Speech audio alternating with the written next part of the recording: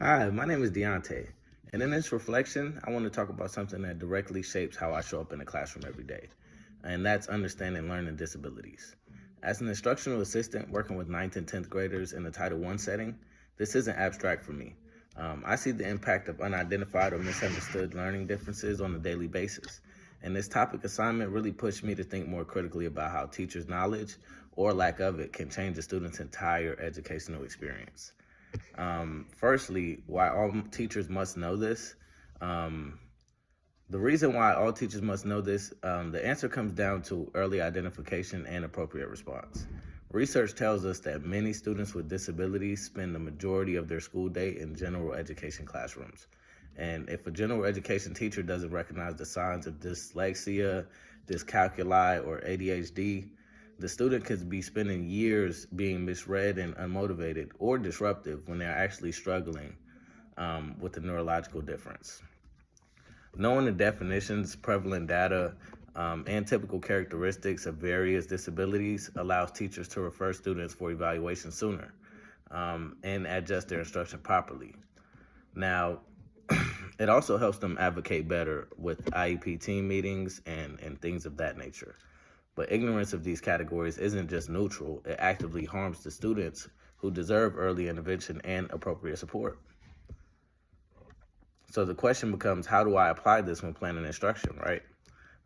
When I think about sitting down to plan, I try to think about the students, not just what standard we're covering, because cognitively I have to ask, does this student process information more effectively through visual representations, or do they need information broken down into smaller steps?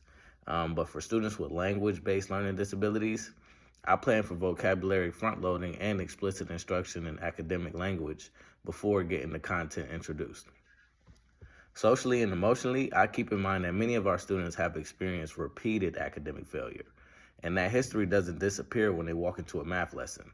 Uh, I have to build in success experiences and structure moments where students can actually demonstrate competence before I raise the difficulty level. This is something I actually carry over from coaching because I can't ask my defensive backs to run through a complex coverage scheme before they've mastered their footwork. Um, Instruction should follow the same logic. Now, the Through Your Child's Eyes simulations, they were honestly eye-opening.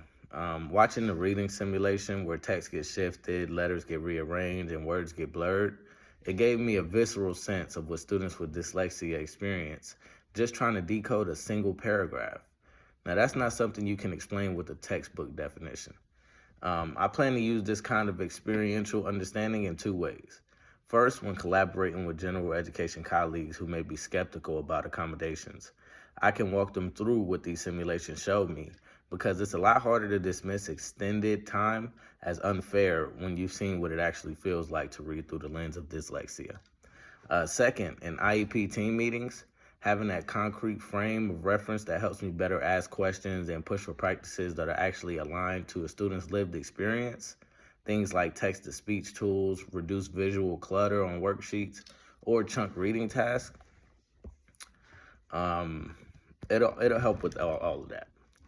Then when teachers understand that disabilities don't just affect academics, they also affect attention, social relationships, self-concept, and family dynamics, it fundamentally changes how we respond in the classroom.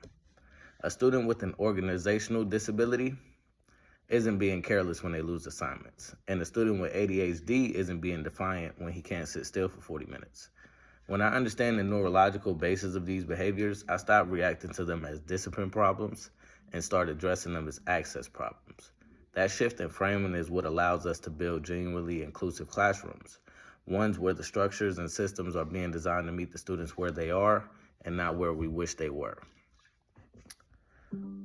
Finally, I want to speak on the faith dimension because the Christian worldview calls us to recognize that every person is worth dignity, and that includes students who learn differently.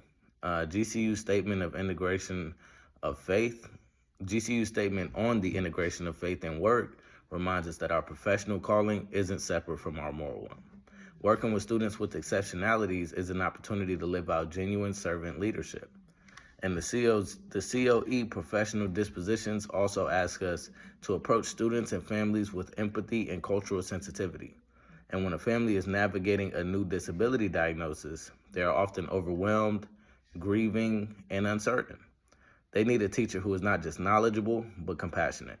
Someone who can translate a clinical language into hope, who's partners with them rather than talking at them. For me, this means slowing down in parent conversations, listening before explaining, and remember that behind every IEP is a family who wants their child to feel capable and valued, not just good practice. It's a reflection of how I believe people deserve to be treated. Finally, thank you for watching. Understanding disabilities isn't about just labeling students. To me, it's more about seeing them fully in order to serve them more effectively. Have a good day.